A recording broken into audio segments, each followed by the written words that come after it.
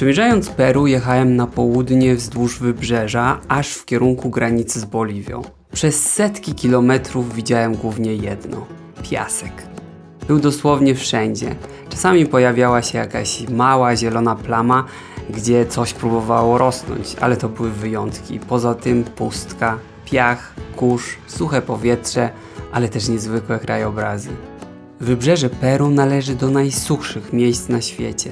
Zimny prąd Humboldta ochładza powietrze, przez co chmury prawie się nie tworzą i deszczu praktycznie tu nie ma.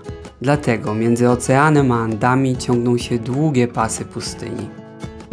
Pustynia po lewej stronie, pustynia po prawej stronie i kozy gdzieniegdzie można zobaczyć, jak się patrzy. Peru! Ale terebie bardzo. Pięknie jest. Piękna ta pustynia. I tak sobie jadę i podziwiam o zachodzie słońca pustynne krajobrazy. I nagle, zupełnie niespodziewanie, w samym środku tego krajobrazu pojawia się zielona plama z palmami i laguną. Mała oaza pośród totalnej pustki, otoczona ścianą ogromnych wydm. To właśnie Huacachina, oaza położona na południowym wybrzeżu Peru, około 5 km od miasta Ica.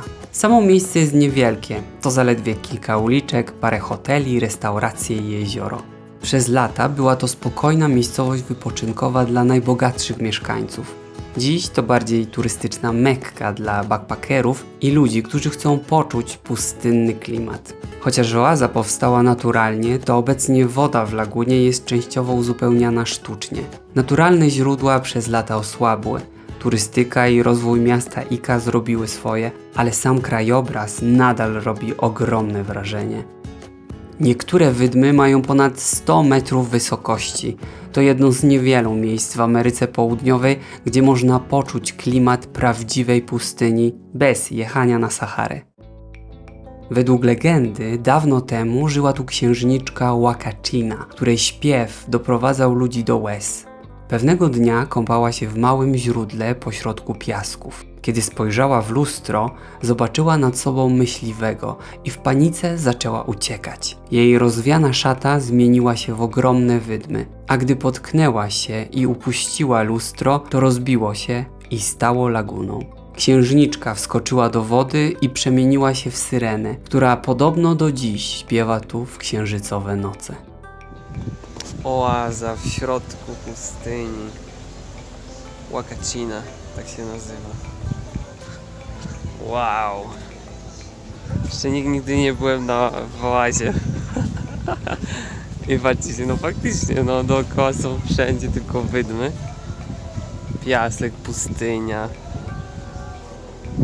A w środku jeziorko i woda słodka.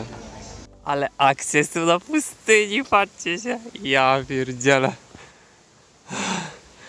Zarąbiście. W ogóle jaki piaseczek fajny. Gorący, w szoku jestem.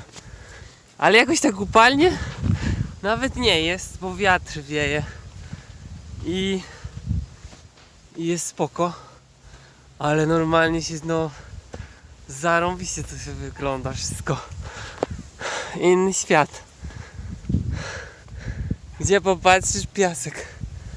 Tutaj są samochodziki do wypożyczenia, które jeżdżą po pustyni z turystami. Tam w ogóle nawet ślady są.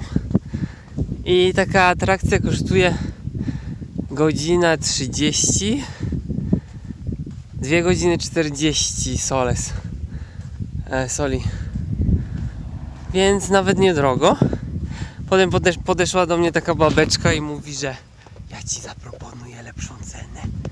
Godziny za 35. Nie wiem, czy to zobaczycie. O! Samochodem po wydmach zjeżdża. Kurde. Takie trochę ekstremalne to było. Te jeepy to specjalne buggy do jazdy po wydmach. Kierowcy traktują je jak roller coaster.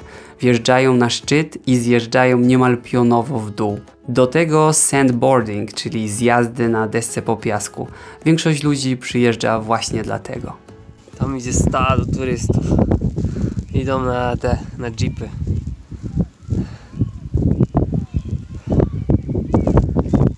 Pięknie, spodoba mi się. Dalej się wspinam. Stwierdziłem, jeszcze wyżej wyjdę.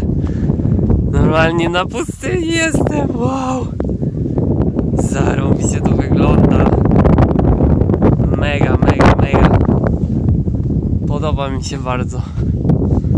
Ale wieje, piasek w oczy. No coś za coś. Udało mi się. Wspiąłem się. Patrzcie, jak wygląda szczyt Wydmy. Mega. A tak się schodzi z Wydmy. Czyli się zapada w piasek. I się idzie. Stojąc na szczycie Wydmy i patrząc na zieloną lagunę pośrodku oceanu piasku, ma się wrażenie, że to Fata Morgana, coś nierealnego. A jednak dla ludzi stąd to nie atrakcja z folderu turystycznego, tylko miejsce z historią, legendą i życiem, które toczy się tu od pokoleń.